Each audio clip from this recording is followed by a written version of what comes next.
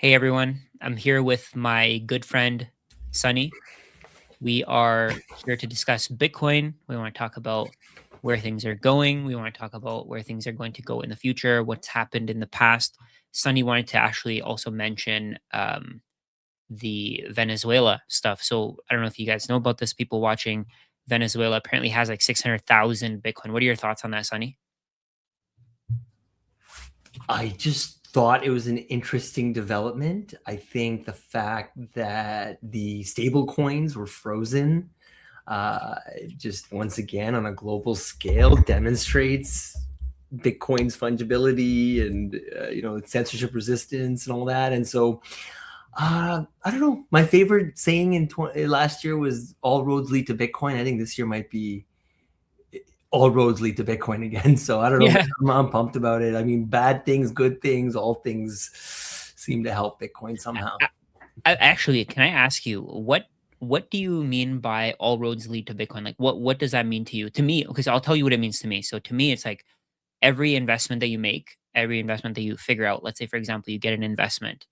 Um, there are certain issues that will make you question those investments, and eventually, because of those issues, you're going to try to find something that solves those issues, I guess, and then you're going to lead yourself to Bitcoin. That's definitely one You know what I way. mean? Yeah. I mean, but Bitcoin has been all pervasive in my life, as in I work out in the morning because of Bitcoin. I did not want to have babies until I discovered Bitcoin. I mean, why do I had 18 meetings, 17 meetings today. And Oh, why? So I can earn more Bitcoin. You know what I'm saying? So it's all, yeah. whether it's, investments, whether it be like working hard in your endeavor, your art. In my case, it's BD, business development and growth and things like that for companies. I grind harder and harder because I want more Bitcoin. I don't know. I think the low time preference thing that it's like wanting to have families and the desire to save. I don't know. I just feel like I'm a better person because I know about Bitcoin. Yeah. Oh, somebody said here, hard money goes all the way into your blood, not just your psychology. That's so true. It changes everything about you, right? Like once you understand what hard money is, it's kind of hard to even figure out what it is in the first place. But then once you figure it out, it's like, wow, I am like I can I want to change. I don't want to live on an easy money standard anymore, because the easy money standard is destroying us, right? Even somebody the same person said, look at fiat food, almost fake at this point. Exactly. Like the food that we eat, a lot of it is just literally toxic sludge. Right. And I think that's one thing that that's one thing that I like about Bitcoin. If you save in it, then the real foods get cheaper. Right, steak gets cheaper, chicken gets cheaper, eggs get cheaper. Like you can get the difference between, so before Bitcoin versus after Bitcoin, I'd always be thinking about, um, do I want to get the organic eggs or the free run eggs, because they're a little bit more expensive. I'd rather just save the money and buy the regular eggs. But now it's like, oh, I know that I have this savings vehicle, and I know that over the long term it's going to increase in purchasing power, and I know that this these eggs, these healthier eggs are better for me. So why wouldn't I just get them? Spend the extra $1 or $2. And then back to what you were saying there, we work to get more Bitcoin, and then we use our Bitcoin to improve our lives. I think it just works so well together. Yeah, man. Yeah, man. So I'm excited. I think the fact that I know we're just kind of touching on this earlier as well, but the people like you who are, and myself, I guess, we're on this journey of Bitcoin, yet somehow it's supporting us. The universe is conspiring in our favor. You through all your amazing work you're doing on Twitter and YouTube, and I don't know, man. I'm so excited, and I think it's a great time to be alive. That's for sure. Absolutely.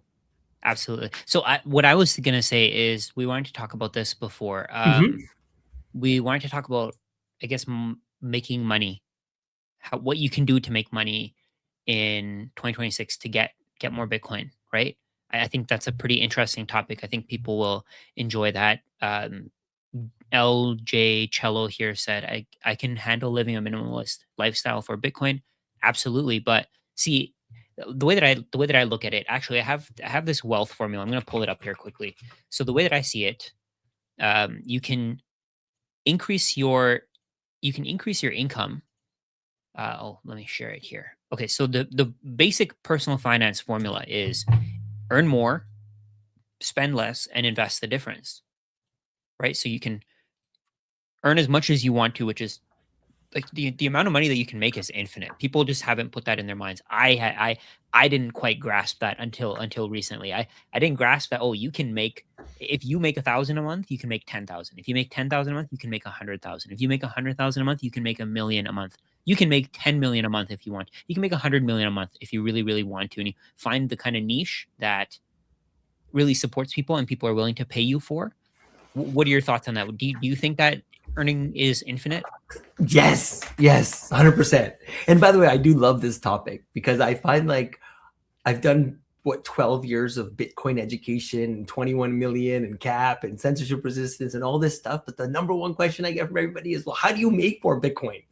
So I like this idea that you can earn infinite amounts of money, and you can convert that into Bitcoin. Now, there's only a Yeah. limited number of Bitcoin, but that's another topic. Yeah, And you then, can yeah, keep and putting I it. think the spend less thing is cool too, because I find a lot of and I don't know if you know, but I used to be a financial advisor like in a I previous didn't know that. time. Wow. And the whole like, cut out the coffee and try and save your way to financial freedom, the math doesn't seem to add up. Like, yeah. So Yeah. at the end of the day, you got to make more. Yeah. So Yeah, how do you it's make more? That's a big how do question. you that's it. That's it. How do you make more? Like, people, the thing that I notice is that if you can earn as much as you want to, but people are focused on the wrong part of that formula, right? So let's say if you I was looking at actually, I think I have it on the same spreadsheet, but I was looking at if you were to cut a coffee a day, or if you were to like cut this or that, you can save, let's say, two, three, $5, right? $10, $20, $30. But if you create a product, it'll take you some time to make it, but you can make back that money so much more easily than you can from depriving yourself of the things that you want, right? Beautiful. Yes, agree with that. And the ROI on that is, like you said, infinite because you didn't spend anything except, I guess, your time and your energy. Yeah. But yes, I love that path is. So I guess part of the secret is creation. Create more. That's it. Create more, Create more. create more. But Make more how do you things find that your canvas? other people want. Yeah. Exactly. Make more things that other people want, and they'll be able to pay you. Mm. Yeah. So what I was Oh, asking, and Reggie, okay, can you hear let me me? switch over to that spreadsheet. I wanted to show you. I feel like there's a bit of I can delay hear or you. You something. were cutting down a little bit there. You were cutting out a little bit there. Yeah. Okay, keep going, You're keep going. Yeah, you were you're on a delayed roll. before, but you're good now. Can you hear me now? Loud and clear. Wait. Oh, okay. Is it delayed? I think it might be delayed a little bit. Do you see my screen? Yes. Oh, one of us is delayed, I think. Okay, so what this shows you is, let's say in 2015, small coffee cost you $1.50. If you bought a coffee every single day, it would cost you $547. At the time, one Bitcoin was worth $272.32. So if you had saved that 150 a day to buy Bitcoin with it, you would have bought 2.01 Bitcoin.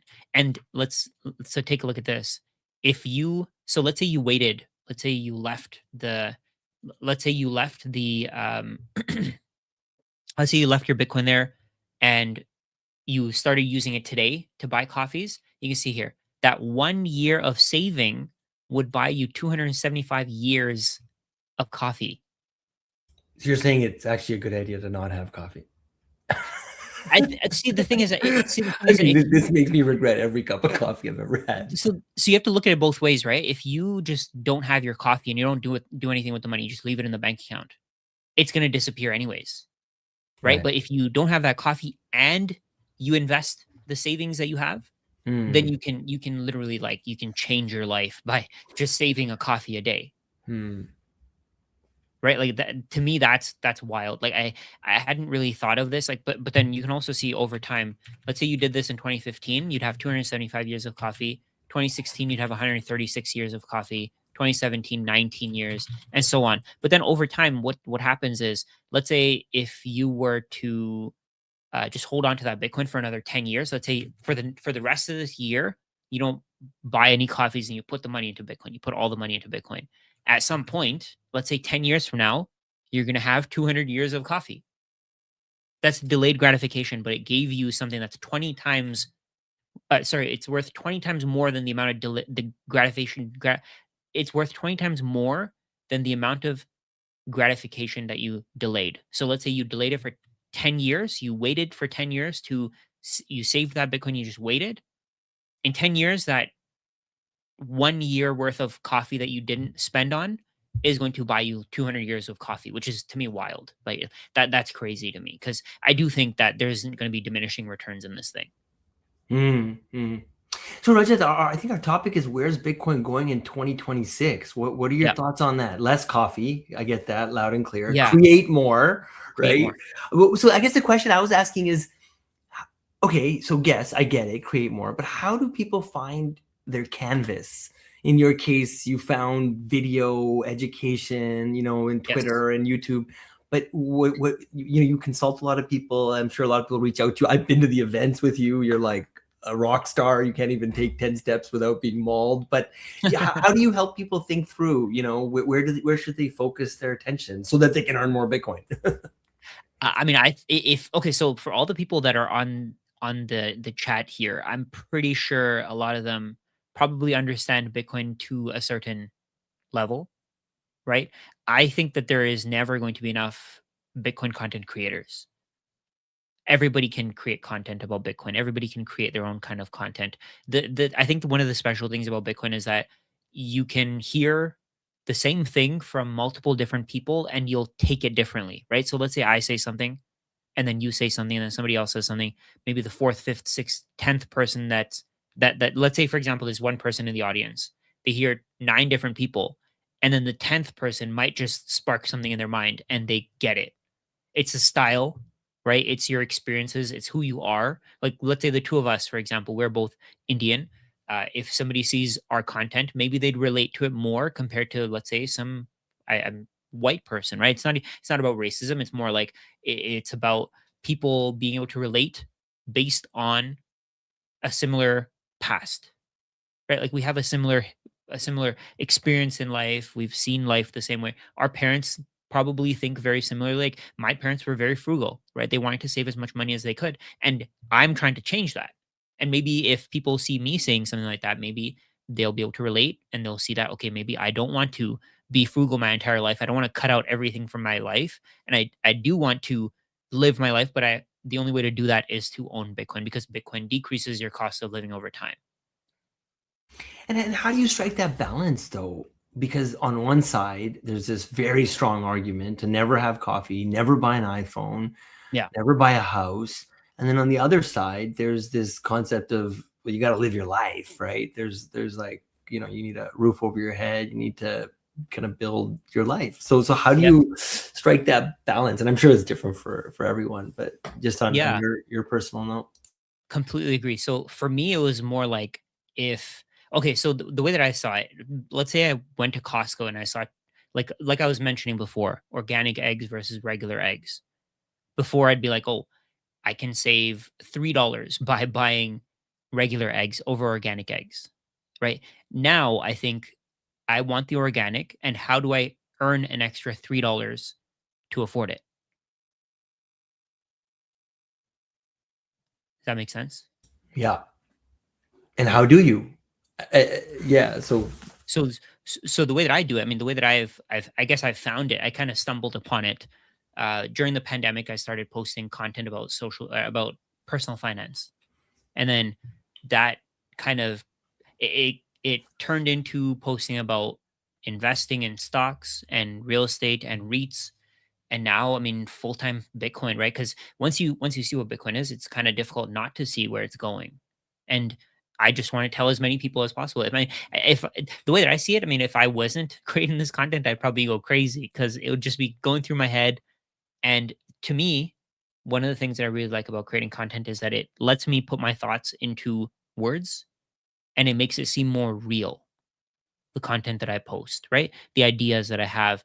Once you convert them into the real world, you're putting it out there and it becomes real. Interesting. I like that. Yeah. Okay. Okay, so what else do you have to say on this? Because, like I said, I'm very intrigued by your steep incline and your Yeah. success, right? Like, I mean, your followership. And I'm sure a lot of people are very interested in knowing kind of, like what's enabled you to go like a rocket ship in both YouTube and Twitter now, right? Like, I mean, those are two very, very hard networks to crack, and you've somehow like you said, brown guy, Yeah. beard, like not what Yeah. you would experience. Definitely not like a Robert Breedlove. Yeah. No suits, no I wear Yeah, hoodies in all my videos, no suits, right. Yet t-shirts, right? your shit's It's true. like on fire. I What is it like? I mean, you've given me a lot of tips in the background, but I'd love to hear. I don't know, just kind of publicly what you're willing to share on this front. honestly, I think it's about consistency. It's about people knowing that, okay, you can let's say for example, you post when the price is going up. That's fine. But let's say you stop posting right away. People don't trust you as much. They see you as this a grifter almost. Like, oh, the price is going up and he's posting. When the price is coming down, where is he? He's gone. Right? I think that consistency is so key. If you can just keep posting no matter what, just keep posting, just keep posting, just keep put your thoughts into those videos. It's hard to keep doing it like Atrick said. Absolutely. I mean, I make tons of videos. It's just the stuff. It's stuff that people want, right? That's exactly what it is. It's the way that I see it. Okay, so the way that I look at it is, if Bitcoin is going down, what kind of video would I want to see? I'd want somebody to tell me that, okay, you're still buying. You should keep buying, and what you're doing is the right thing. Like, it's almost like you want confirmation bias, right? But it's not really confirmation bias, because but actually, I mean, I guess it is confirmation bias, because you're looking for someone to say what you have in mind and you're already doing, and you want them to confirm that what you're doing is right. And that's the way that I see it. But there's another side of things where you want to make sure your content is evergreen, right? People can watch it no matter what. 10 years from, like, a lot of the videos that I post, 10 years from now, people will still be able to watch them, right? And they'll be able to see, okay, the knowledge still applies, but the fact that this was posted 10 years ago shows you that, okay, this strategy, this plan, this way of building your wealth works. Fascinating. I got another question for you, yeah, Rajat. So Yeah. next year we're doing a stream, January 13, 2027. What does a Yeah. win look like for you? What does a win look like? Okay. Okay. So a couple of things. So I would say number one, if I'm consistently still posting, that's a win. Whether I have more subscribers, less subscribers, I don't care. It doesn't matter to me. The people who value my content will keep watching. The people who don't, perfectly fine. If they don't find the value in my content anymore, that's fine. Find another content creator to watch, to listen to. There are more than enough people on earth to replace you if you don't like my content. That's perfectly fine. I'm okay with that. So to me, number one, consistency. Just keep going. Get through the dip. I like the concept of the dip. Have you heard of the Dunning Kruger effect? Ooh, I've heard of it, but I don't think I could tell you it. Okay, I think this is really important, because what it does is it kind of shows you that, okay, everybody goes through a difficult point, and I really like this one graphic. I'll share it here. So the Dunning Kruger effect is basically, in the beginning, when you know nothing, if you look into a topic even just a little bit, you start thinking that you know everything, right? That's where, so that what this is basically, you start off with nothing. This is basically comparing your level of confidence versus the level of knowledge, right? So in the beginning, you have low knowledge because you know nothing, but then when you have a little bit of knowledge, you feel like you're very confident. You feel like you know everything. That's this thing here, peak of Mount Stupid. So when I started with social media, the first year or so, I was at the peak of Mount Stupid for a very, very long time. And I thought I knew everything. I thought I knew what I could do. I thought I knew I could I thought I was doing the right thing. But then I realized, okay, maybe I'm not doing the right thing, and I kind of dove deeper into it. I kind of started looking into what I can do to make my content better, how to serve people better, how to give better information to people. All the, I mean, all of that just gives you. I think it decreases your confidence at first, right? You can see that. So you go from knowing nothing to the peak of Mount Stupid, and then you go into the valley of despair. So the valley of despair is like you do some research and you realize you really don't know anything. That research is the hardest part. Like one thing that I really like doing is no matter what, I'm going to continue to go on YouTube and search how to make better YouTube videos. Right? That's the thing that a lot of people I think are missing. That's the thing that I was missing in the beginning. I was missing so I started posting on Instagram in 2021 and I never searched on YouTube or on social media or anywhere how to make better Instagram content. Right? And that was me at the peak of Mount Stupid because I thought I knew everything. Right? The fact that I thought I knew everything made me feel like I'm very confident. I know what I'm doing. I don't need to rely on anybody else. But again, it was because I was stupid. I was making no money, right? I was making $0 on social media. But over time, as you admit that you don't know everything, as you realize that you don't know everything, as you let go of your ego, that's when you start learning. When even for Bitcoin, right? You don't quite understand what Bitcoin is until you admit that you don't know what Bitcoin is. And then once you admit that you don't know what Bitcoin is, you start learning way faster. And then that's exactly the same thing with social media.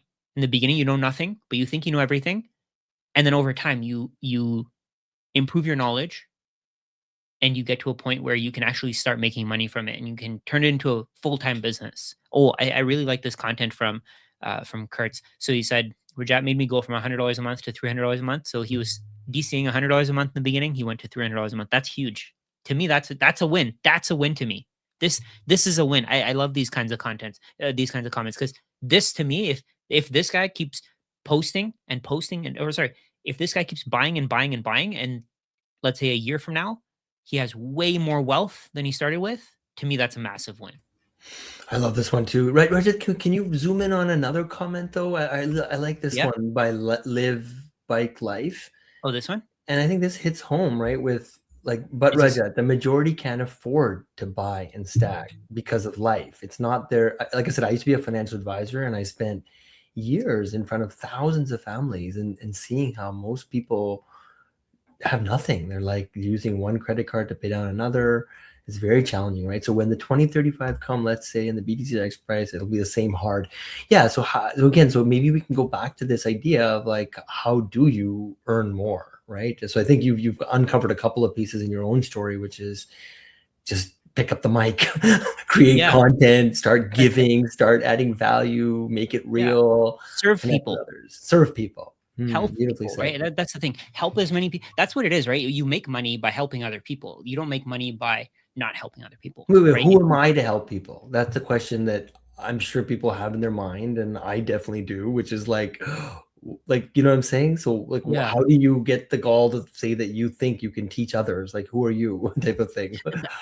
That I think that's a good question. The way that I see it, I mean, I started off more thinking like, um, I started off thinking more like I'm intellectually curious, right? I want to learn, and then making Mm. videos made me learn more, To right? double click on that, that's super cool. I mean, interesting, yeah, Right. but like, okay. Hmm. So the way that I look at it is, um, I'm on my journey to learn about Bitcoin. Like if you watch my first few videos, you'd be like, oh, okay, he knows a little bit, but he doesn't know that much. Like there are certain things that I said back then that the videos are still up there. If you guys want to go watch them and question everything that I say. Right? I always say this: question everything that I say because I don't know everything. Nobody knows everything. There are certain things that I do know a lot about, but there are certain things that I don't know everything about, and that's perfectly fine. You kind of have to admit that, right? But then the other side of things is you probably know a lot more than the average person. No matter what you like, let's say for example, yourself, the people who watch these videos, you probably know way more than the average person. And even if you talk about the basics, they're going to get something out of it. I guess you only have to really be 2 steps ahead of That's someone it. else, right? Like, you Yeah. don't need to be a million steps ahead Yeah, necessarily. yeah, yeah, yeah, exactly. That's it. That's it. You just have to be a couple steps ahead. Once you know, like, let's even if you know the basics, you're going to do very well, right? Because the thing is that most people know nothing. It's like if you know what Bitcoin is, then you know more than the average person. If you know what the difficulty adjustment is, then you probably know more than 95, 98%, 99% of people actually. And then after that, it just keeps going deeper. You know what multi-sig is, you know what collaborative custody, all that stuff is. Actually, I wanted to mention something else for this comment. So they said the majority can't afford to buy and stack because of life. That's okay. That's fine. But I want to prove to you that you can stack. I don't care what your excuse is. I get this excuse all the time. I don't have enough money to buy Bitcoin. I don't have this. I don't have that. If you feel like you don't, then you feel like you don't, right?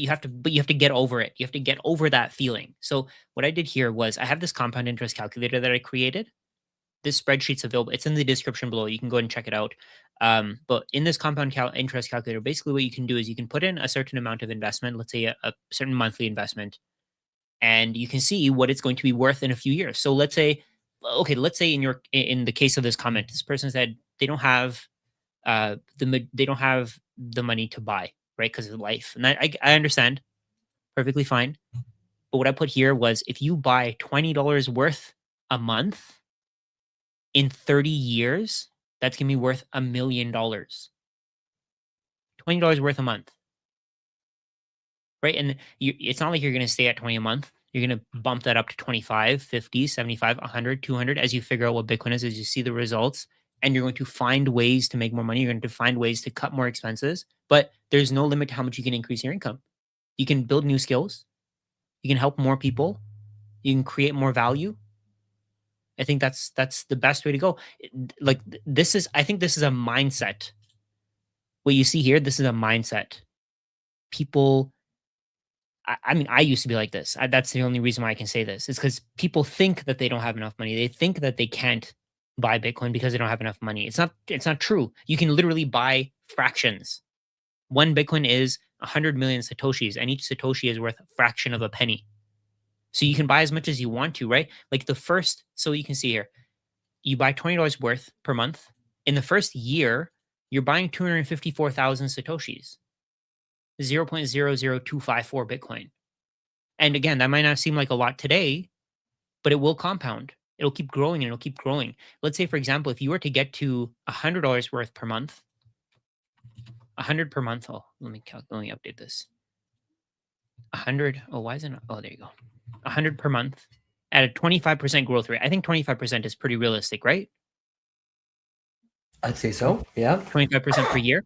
So if Mhm. you were to buy $100 worth of Bitcoin per month, I 25% growth rate, I you're mean, going to see, no one knows, right? But yeah, of course. and the past doesn't equal the future. Sorry, this is my old Yeah, yeah. financial advisor Oh, compliance talk coming out, but yeah. completely agree. Yeah, yeah, no, no, completely agree. But if you were to buy $100 worth per month, you'd have 0.06 Bitcoin, 6.3 million satoshis. Mm, I'm 100% sure everybody can buy $100, or not. Let's not even go to 100. Let's go with $1 a day. We'll go with $1 per day, $1 daily, right? If you buy $1 per day in 30 years, you have 2 million satoshis worth $1.5 million.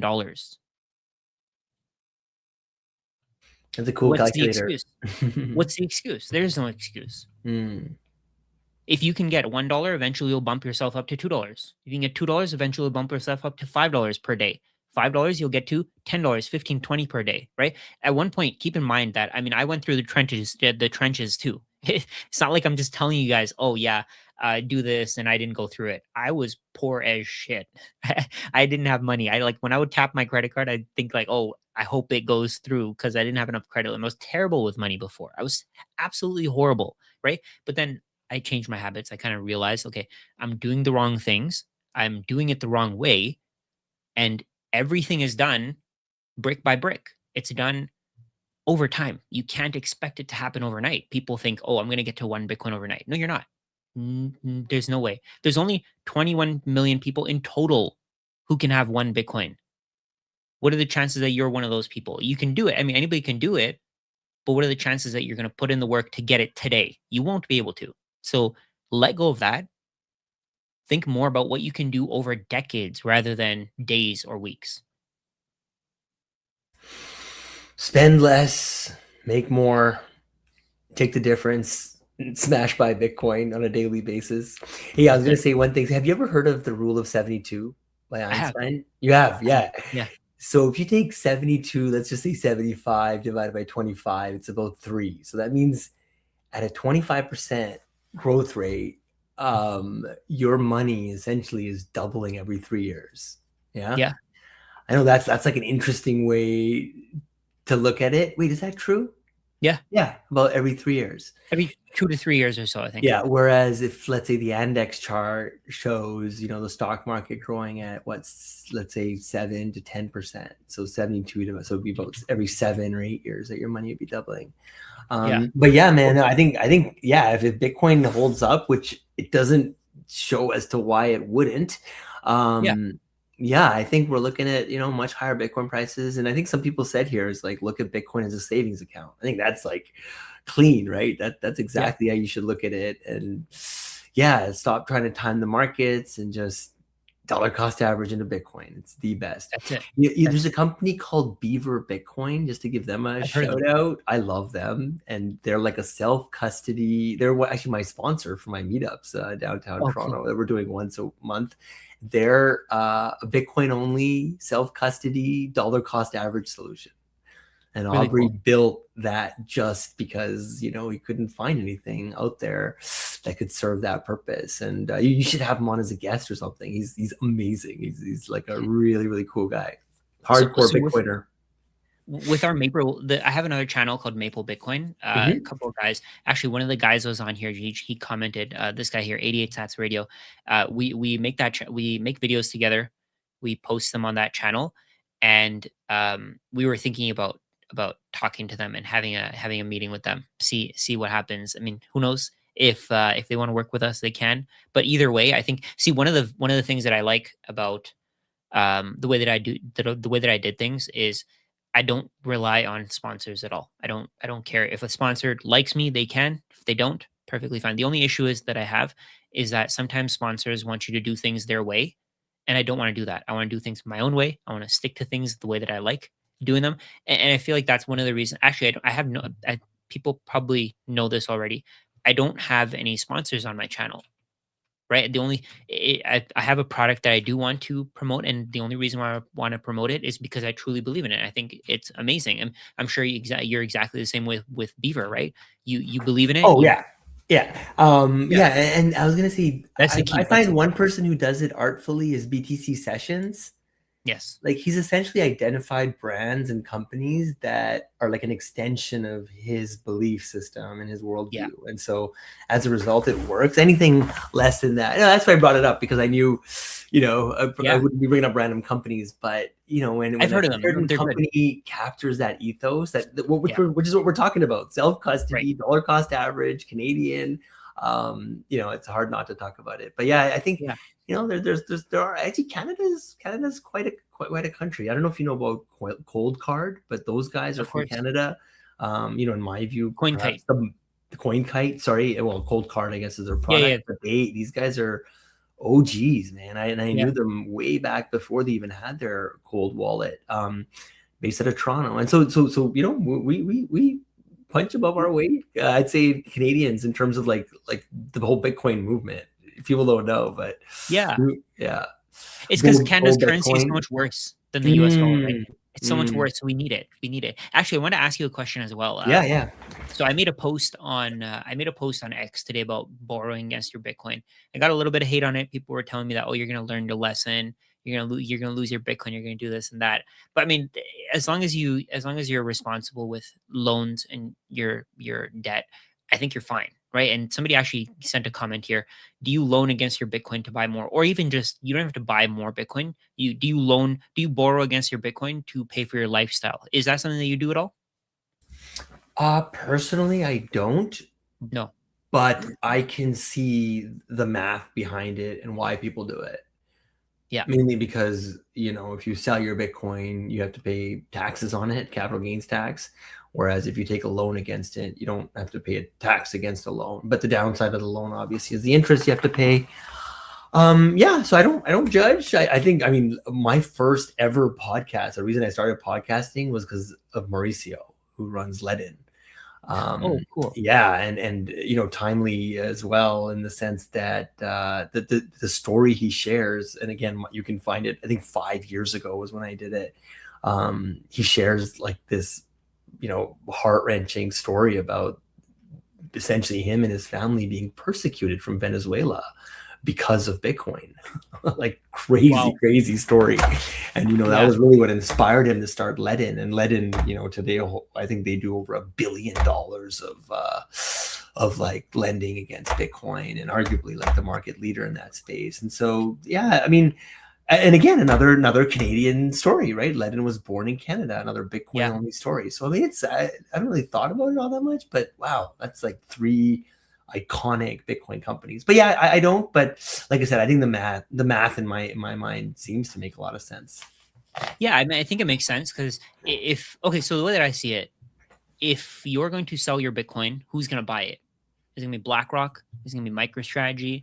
Is it going to be some other Bitcoin treasury company that's probably going to end up borrowing against it anyways? Right? So why not borrow against it yourself? Why not? Why not? I mean, even I that same calculator that I have another, I have another spreadsheet on there where it goes through the LTV, the loan to value ratios, and once you understand how this thing works, like once you understand the mechanics behind it, I don't know if it makes sense not to. I mean, not that it doesn't make sense to not borrow against your Bitcoin, but I don't think it makes sense to sell your Bitcoin if you don't have to, right? I Like mean, I if think you're there's a strong argument, yeah, in favor of that. I think the counter argument is, what if the price of Bitcoin goes down by 80%, which I don't think anyone's expecting, but yeah. never say never. We've seen it, what, three times, four times before. So what happens in Yeah. that kind of event? Are you liquidated and now you've essentially lost your Bitcoin? So I don't personally think that's going to happen. I don't think that we're True. going to see those 80% drops anymore. But let me share let me share that calculator that I have. So the way that I look at it, I think it's smart to I think it's smart to borrow against a small amount of your Bitcoin. Don't use your entire stack Boom. That's the as play. collateral. Yeah, that's That's the play. that's that's the main thing, right? Mm. Once you start taking on loans against too much of your Bitcoin, you're kind of screwing yourself over. You're making your life a lot harder. And I don't know why this is not working, but the price of Bitcoin's like 94K right now. So what I'll do is I'll show you guys the LTV calculator that I have. So let's say Bitcoin's price is at 94K and you have let's say you have 0.1 Bitcoin as collateral, and you take on a loan for 50% of that zero point 0.1 Bitcoin. Let's say it's worth $9,400. You take on a loan for 4,700. The way that I see it today, your LTV is 50%, right? You have a $4,700 loan against $9,400 worth of collateral. Over time, as the way that I look, like I said before, I think Bitcoin's going to grow at something like 25% a year pretty consistently. Let's say it does that for the next 10 years. By the end of it, your Bitcoin is worth 875K, right? Your collateral is worth $70,000. Or sorry, that's wrong. Your collateral is worth $87,544. Your loan, even if your loan grows at 11.9% interest per year and you never pay back the interest, your loan grows to 14,467. But your LTV drops from 50% to 16.53%. So I think there is some management required. Let's say Bitcoin's price does fall, you may have to add more collateral, and I think you have to accept that. You have to understand how that works. You have to understand how to protect your Bitcoin. There are two things that you can do. So number one, you can either increase the amount of collateral that you have, or you can pay off some of the loan. So however you want to do it, your choice. Or your lender can sell some of your Bitcoin and pay off some of your loan for you on your behalf, right? There are those two ways to do it. But it is, while you have the loan, I think it's important to stay calm, collected.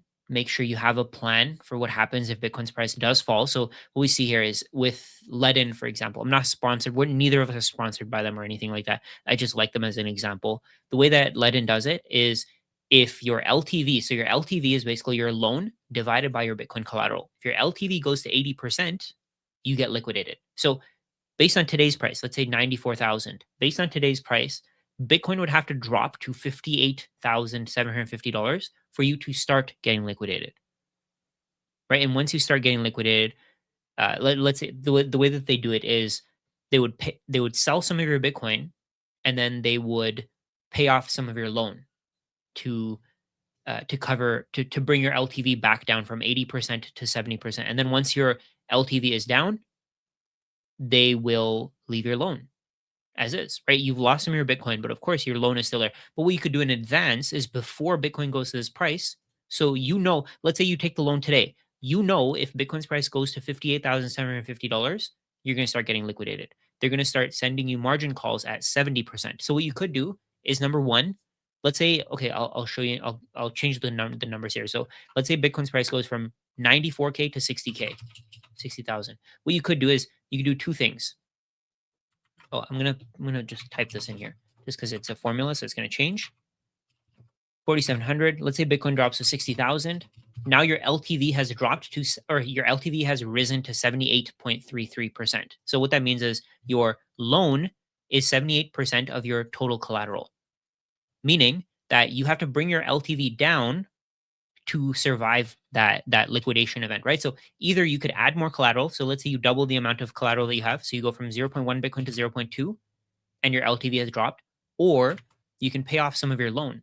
So let's say you pay off $1,000 worth of your loan, your LTV drops as well, minus 1,000, your LTV drops to 61.67%.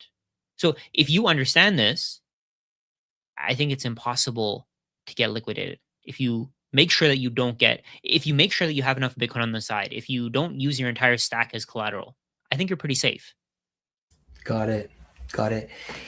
Hey, Regia, man, this was fun, bro. I really enjoy this time with you. I'm glad Me we're too, going to be man. doing it once a month, right? Once a month. Yeah, I'm really excited about this. And yeah, I guess, do you want to leave the guests on any note? I do have a hard stop coming up here, but Yeah, no yeah, worries. I'm really looking forward to doing this every month with you, and hopefully people enjoyed it as Absolutely. well. This was great, right? I mean, I like going through these because it's really informative to most people. Like they haven't even thought of this yet, meaning that to them it's like, okay, this is something that I want to dive deeper into.